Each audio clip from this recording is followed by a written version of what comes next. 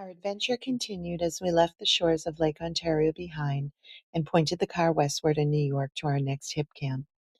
A beautiful sunrise welcomed us at our Hipcamp. We packed up and headed out for the day's next adventure, Niagara Falls and Lake Erie. There's something special about these inland seas, and you'll find out shortly. Drive towards Niagara Falls was filled with anticipation.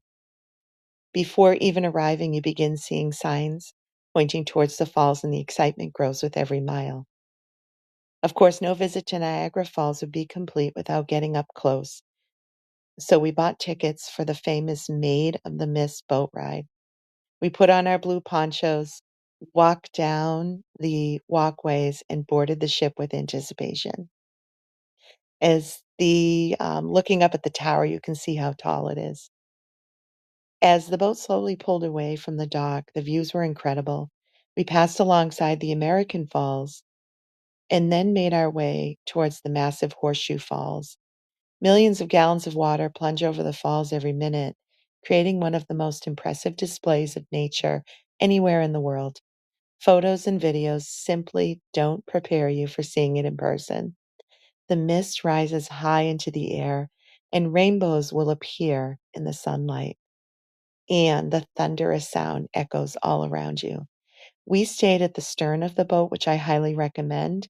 Um, we had plenty of room, we had the seats, and we were constantly by the American flag. The closer we got, the stronger the mist became.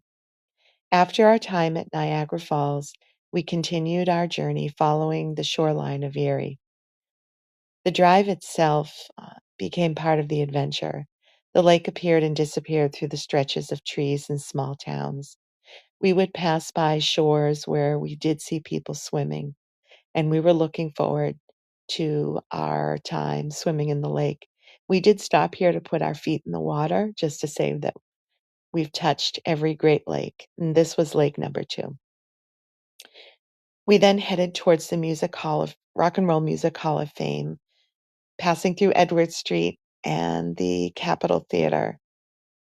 And to see the big Freightliner ships and architect of Cleveland, Ohio, was definitely the highlight.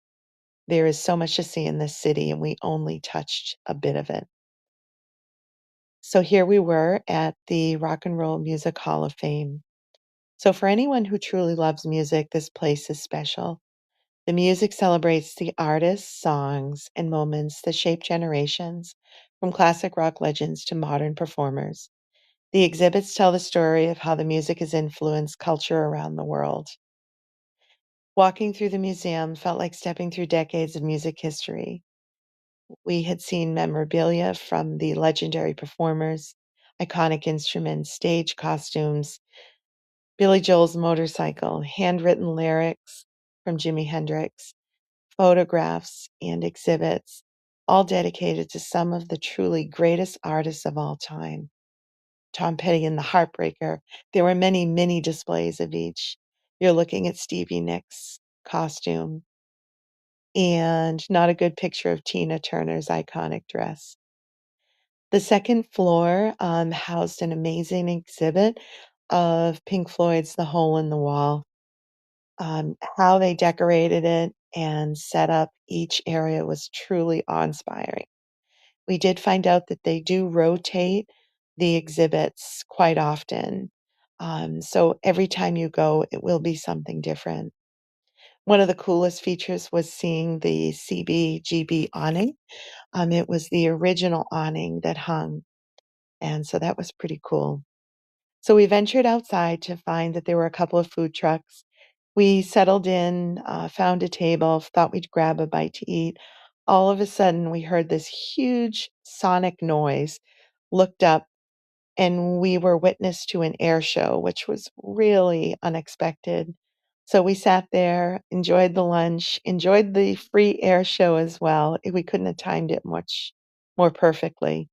We walked back to the car looking at the big Freightliners, still in awe that this was a lake.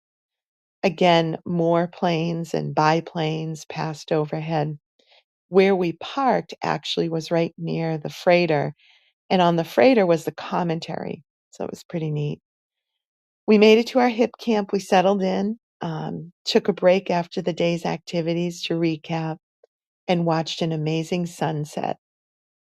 Cooked our dinner and watched the sun slowly sink below the fields until we were seeing the last glimmers and rays of the sunshine disappearing.